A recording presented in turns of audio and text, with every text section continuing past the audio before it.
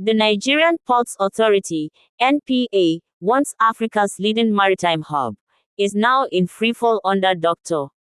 Abubakar Dantsoho's leadership. What began as bureaucratic decay has rapidly devolved into systemic collapse, with insiders alleging the agency is now being run to bleed Nigeria's economy dry.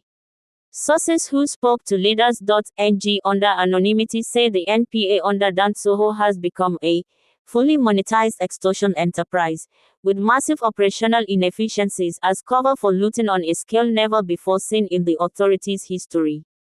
Port efficiency has cratered. Ships now wait up to 21 days to berth, while cargo dwell times exceed 45 days. Haulage costs at Apapa have soared to N900,000 per container, up from N250,000 just months ago, forcing shipping lines to impose the highest surcharges in West Africa. Meanwhile, cargo vols have plummeted by half, a source lamented. At the core of the crisis is a monthly tribute system, enforced by NPA leadership, where N160 million is allegedly remitted to the three senior officials. The payments are reportedly skimmed from port operations budgets, leaving facilities without basic resources like diesel, medical supplies, or even air conditioning in staff offices. The ED of Finance, described by insiders as de facto CEO, is said to have usurped decision-making entirely, ignoring the MD's instructions and holding over 1,000 official files hostage, some for more than a year. She is reportedly shielded by close ties to a serving minister and another high-ranking official in the presidency. One of the most alarming revelations involves an emergency $25 million dredging contract for Warri Port, awarded without Federal Executive Council approval, in violation of procurement laws.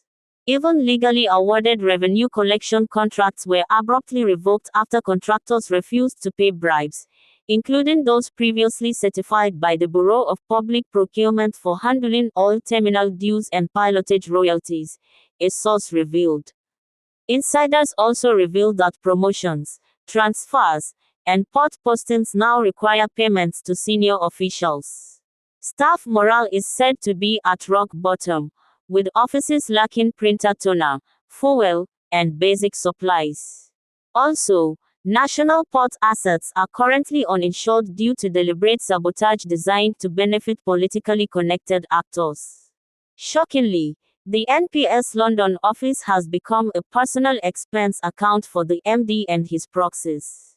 Records show luxury expenditures including £3,600 spent on iPhones at Apple Store, October 2024. £2,000 at IKEA, April 2025. Regular purchases at Harrods, Selfridges, and fine dining outlets. £60,000 monthly. Entertainment, allocation. £50,000 monthly rent for a luxury apartment. All expenditures are reportedly debited from the NPS Treasury single account, which receives over £500,000 monthly, while operations in Nigeria collapse. Corruption has also deepened along port corridors. Truckers report illegal checkpoints between Apapa and Mile 2 have tripled, with bribes per truck now as high as N250,000. Ship calls have declined from over 2,000 to just above 1,000 per quarter. The NPS revenue has dropped to barely N150 billion, while Nigeria's ports have been blacklisted by the German Shipping Council and labeled high risk by international insurers.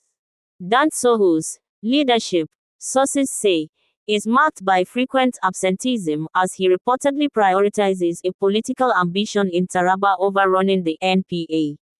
Despite this, he engineered a supplementary budget, exceeding the 2024 approved allocation, without Federal Ministry of Finance approval.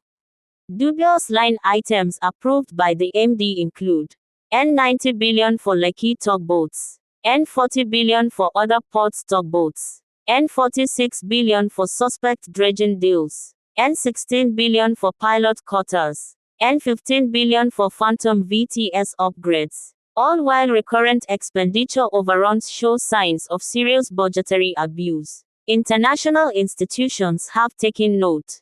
Nigeria has dropped 27 places on the World Bank's Logistics Performance Index under Dantsoho. Shipping clearance times are now worse than in conflict zones like Yemen.